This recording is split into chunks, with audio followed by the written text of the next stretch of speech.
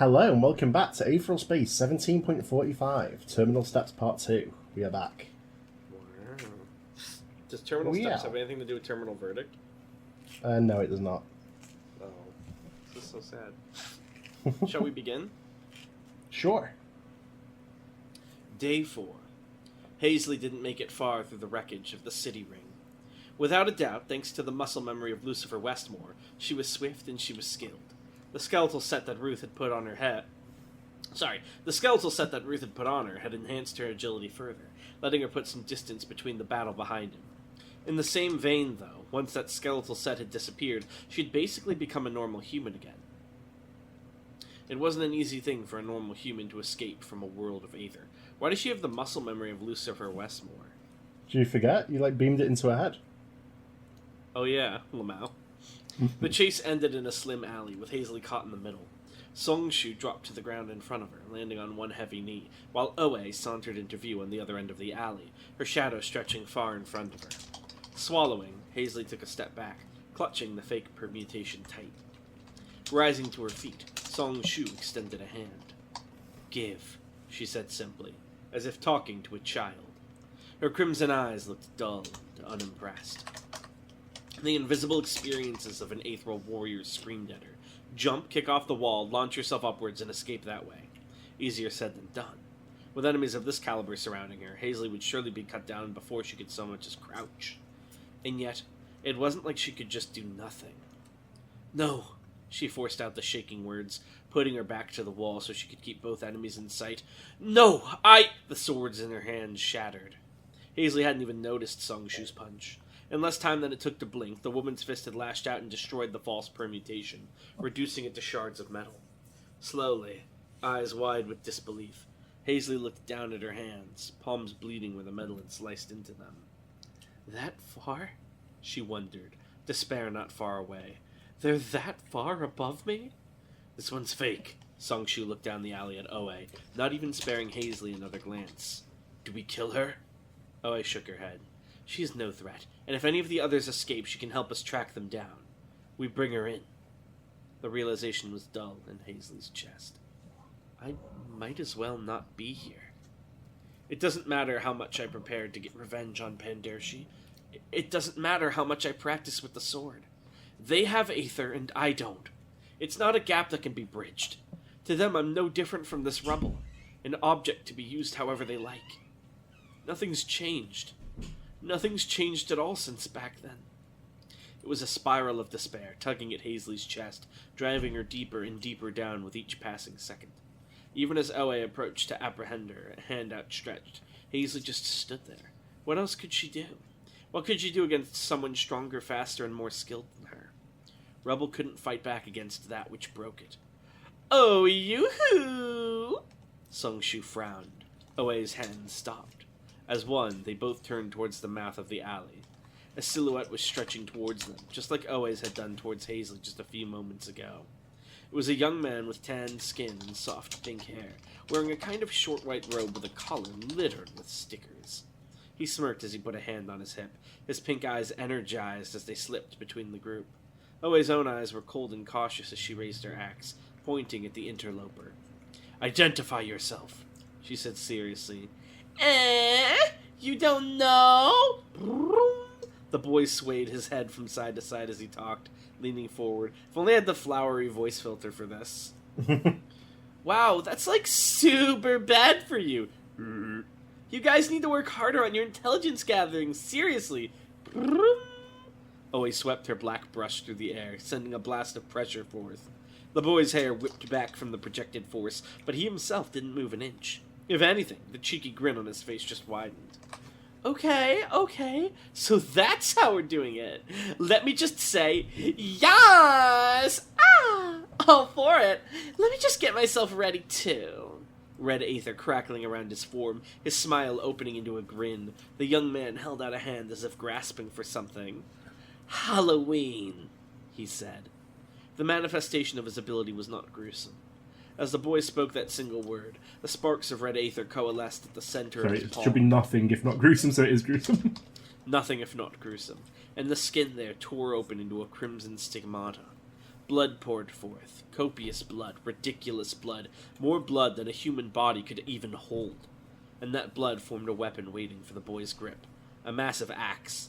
He snatched it out of the air casually, slinging it over his shoulder. With one hand, he kept tight hold of his new weapon, and with the other he flashed a peace sign. "This is the weapon you're most afraid of?" he laughed. "Looks like I hit the jackpot! Yay! Ta-da!" Oe stiffened up at the sight of the boy's new armament. The size was slightly different, the blade had a crueler curve to it, and the handle was like gnarled wood. But without a doubt, this young man was holding a replica of Oe's own black brush. As he raised the weapon once again, with fluidity as if he'd trained with it for years, the dark paint began to coalesce into tiny lizards on the floor below. "Okay, let's go!" the boy grinned. "Mirror match, okay?" Oe grit her teeth together. "You're with the final church, I assume. You've got some nerve replicating a treasure of Monadere like that." She gripped her own axe tighter. "I'll ask one more time. Name yourself." The boy struck a cutesy pose, his demeanor at complete odds with the still escalating tension. It's how you spell escalating. Oh, it should be an A instead of an E there. There you go. You spotted it. Get a Dragon coin. Ba-ding! I have 2 now. What can I spend them on?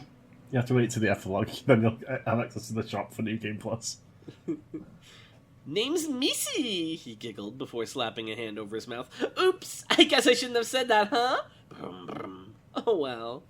He dropped into a combat stance, and now for the first time there was a gleam of something wild and deadly in his pink eyes.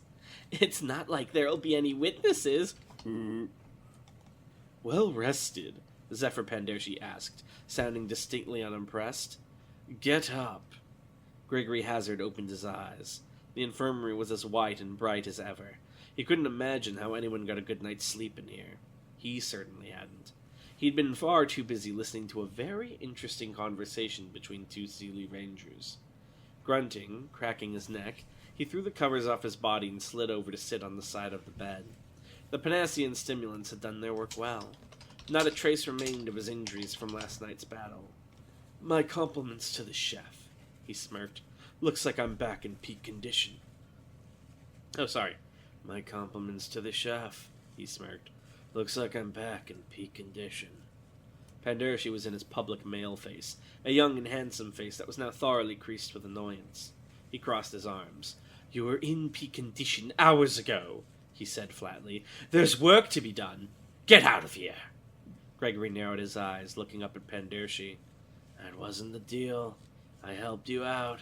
Now you give me what I want." "What do you want?" Pandershi narrowed his eyes right back. "We've been through it already," Gregory continued, standing up from the bed so he was at eye level with the director. "Make me a Gene Tyrant. I know that you can make that happen." Their faces were inches apart.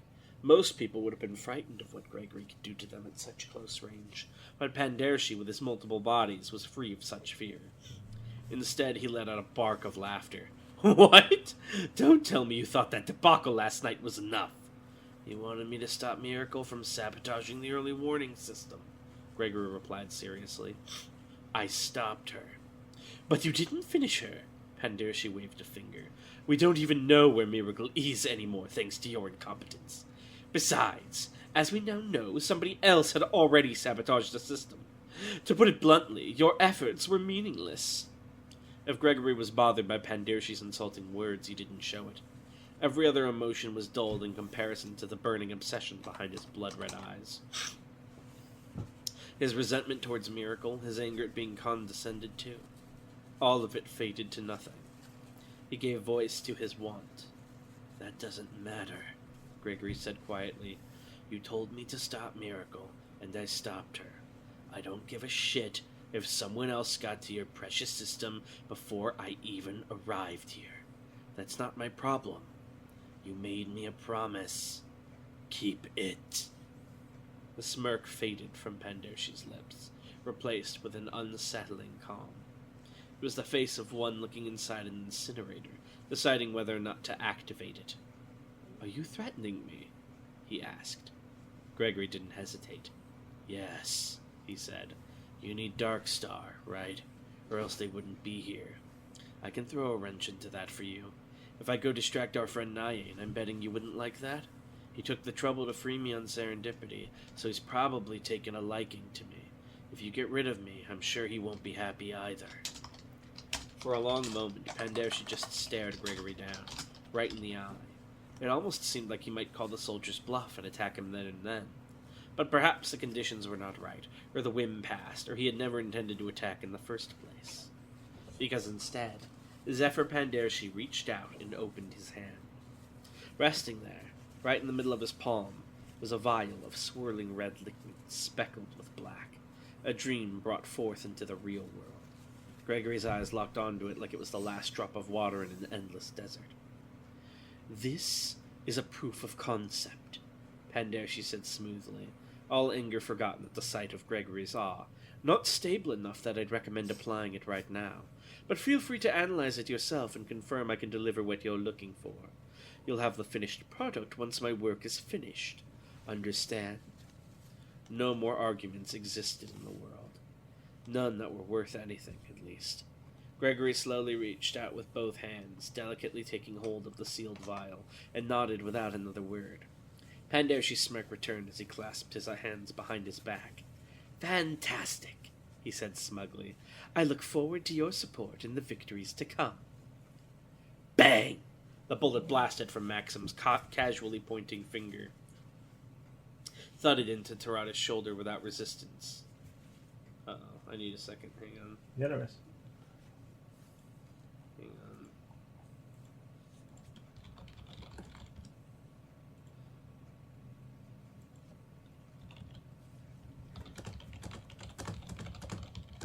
Sorry. "If I disrupt it like this," Maxim said nonchalantly, "the paralysis ends, does it not?" His hypothesis had been correct. A second after Maxim stopped talking, Terada's immobile body twitched, and a second later he exploded back into life. He darted towards Musashi, boxed sword clashing with twin radiance as the momentum pushed them through the ruins. In terms of swordsmanship, Atoi Musashi was far superior to Terada Takeo. Not to mention the wound he'd taken to the shoulder, but the boy would suffice for a few moments' distraction. Plunging his clawed hands into the pockets of his trench coat, Maxim turned to look at the girl. Dragana Hadrian, clad in the false vestments of a priest, her hand still flashing with toxic hues, the other hand clutching permutation. A creature born from Aether alone, granted experience and existence by it. "How vile. That gimmick is pathetic," Maxim seethed, glaring at her outstretched hand. "The paralysis is easily broken by a third party, and I'd bet that it only works on a target once. The brain adjusts upon repeated viewings. Correct?" Slowly, Dragon lowered her hand. She let the loose robe slip off of her. What? You got really quiet for a second. Oh, do I need to reread it? No, it's fine. It was like fading as you said the last bit. It's fine. Slowly, Dragana lowered her hand. She let the loose robe slip off of her, revealing the ultra-violent combat suit beneath. To think permutation had even been capable of replicating that. Heedless Audrey had certainly been something. Like all Aether users, she had been trash at her core, but Maxim could still not deny her accomplishment. "You sound like you know what you're talking about," she commented, slowly backing up. "I do," Maxim replied, slowly advancing. "To properly slaughter an animal, you must understand it. I have longed to slaughter Aether for longer than you imagine you've been alive, little girl. There are few who understand it better than me." "Slaughter Aether?" The girl frowned. Of course, Maxim knew what she was doing. She was an ultraviolet, after all. Fishing for information was like breathing for her. Well, so be it. Maxim would make no secret of his odium. "We live in a ruined world," Maxim growled, continuing his dread march. "We live in a ruined galaxy. Aether has tainted all things. Our societies, our bodies, the very air we breathe. All of it suffused with aetheral filth." Thump. As he walked, he seemed to get larger. That was something he was capable of, true, but in his case it was simply the pressure of something that had lived beyond the confines of humanity. The window to redemption is all but closed. The only hope is to drown this world in blood. Let it run red until all else has been washed away. Only then can mankind be resuscitated from its long and fruitless dream. He looked over her as her back thumped against the wall, and, hidden behind the brim of his hat, his face twisted into the closest thing it could still manage to a smile. He'd gotten a good look, after all. This girl wasn't the only one who could fish for information. "That sword you're holding," he breathed, delighted, "isn't permutation."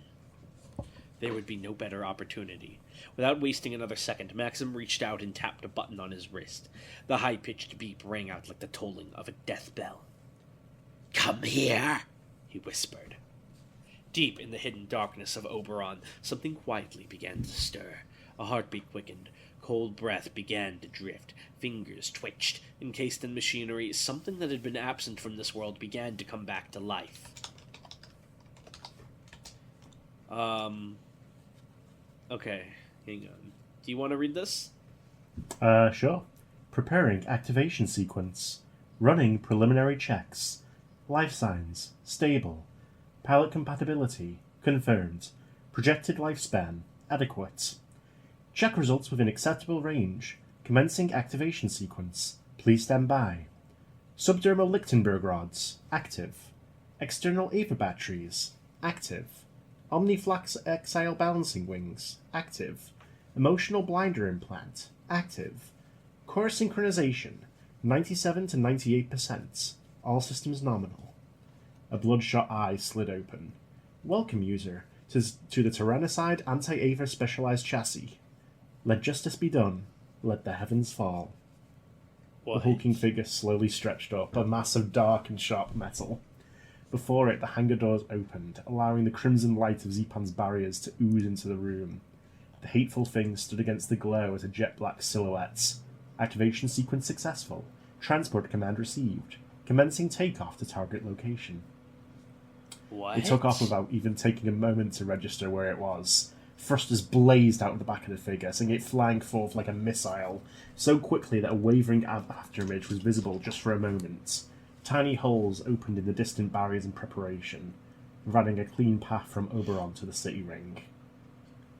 What is this thing? Popcorn.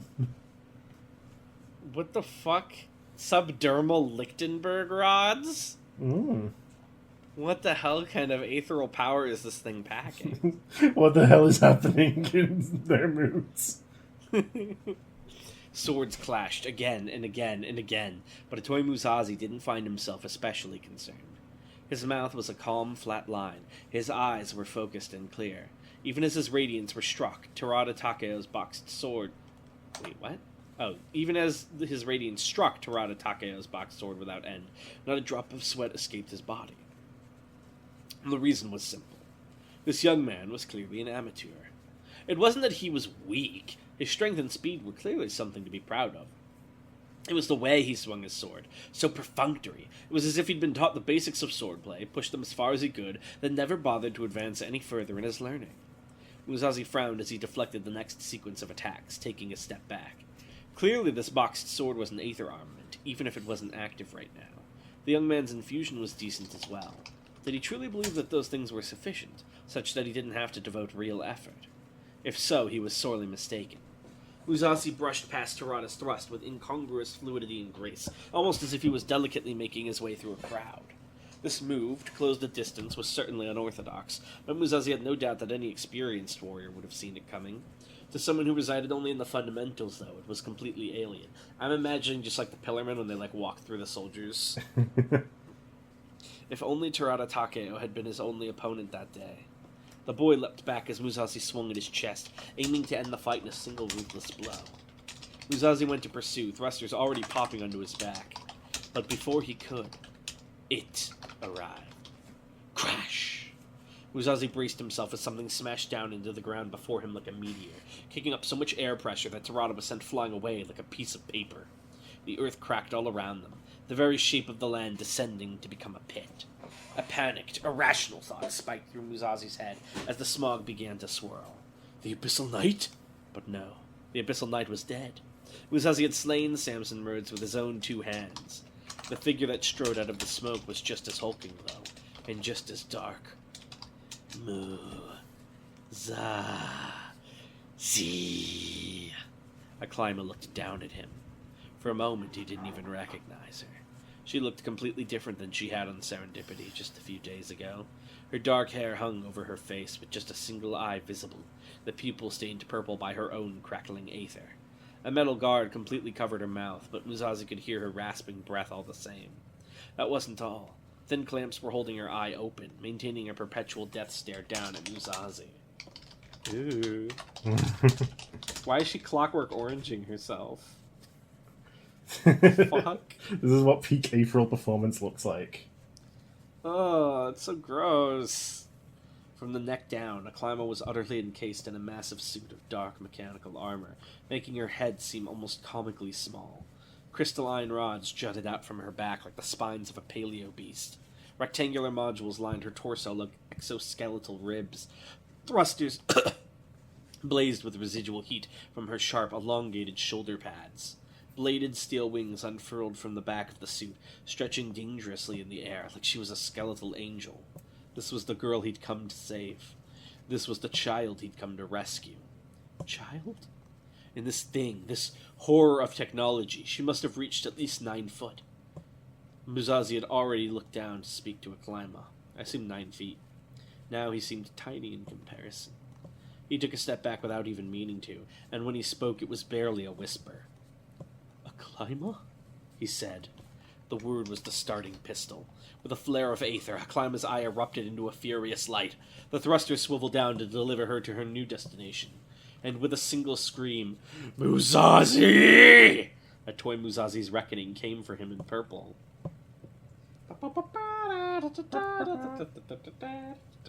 I can do anything! Chaos! Literally. Do you think Musashi can act on her? Or is this an Asgore? No, Is she gonna destroy I that? don't think she will listen to his words. Oh, man. Alright, we got some Aetheral questions, I believe. We do. Alright, second head. I'm trying to find the day. Oh, it's this survey. Okay. Rurum asks, as another anti-Aether culture, are the killing arts widely practiced on World Walden? And if so, is Maxim trained in them? I would say they probably have their own branch of them. Lots of ones you would just find specifically taught on World Walden. And I would say Maxim, in his younger years, was fairly proficient with them, but that has faded as he's gone more into his crazy science side of things. So he could probably still Grandpa's probably still got some moves, but not nearly that. Not good enough that he would break them out of nothing. Yeah. Room also asks, to what extent do the Defleurs have political sway in the Supremacy? Since the Barony Defleur existed, are there Defleurs currently as ministers in an area roughly the same as the old Barony? Yes, either them or people who are associated with them are usually elected in that area. And they after the special officers, they sort of latched onto that as well as a way to secure their place in future endeavors. Oh. Lan asks, has anyone else ever been to the Aetheral Space besides Bruno? Yeah. Oh. Lan also asks, does McCoy's ability only take human corpses? It does, yes. Alright, and then I had a question. So, let's say I have a 1 statter coin. Or whatever denomination of coin would be under 1 statter. What does it look like? Size, color, head side versus tail side? So what I would say is generally it would be let's say the size of a pound coin, and that sort of thickness. Generally, what it would have on one side is the Supremacy sort of fist, and on the other side at the time of minting the face of the current Supreme, And it's general practice. If one of those coins, for whatever reason, goes back to out of circulation and it's like goes through some processing, if it is no longer an active supreme, the common practice is to like input an indentation to replace the face with. So you can tell if it's been sort of minted in that current supreme's era or not. Okay. Do you get what I mean? Yeah, that's fun. So if it's a past supreme, generally, by the time you get it in modern day, it's just going to be a circle on one side, like erased. I love the concept of a coin collector with his illegal coins who doesn't want them erased. Because of the like, well, this guy died, so obviously he was washed. We don't want him on the coin. Damn. All right. Well, Cadman's biggest fan after leaving feel like my goat is washed. Taking in my statter to get reminted. Well, thank you all for watching, and hey, maybe we'll even see you next time. Bye. Bye.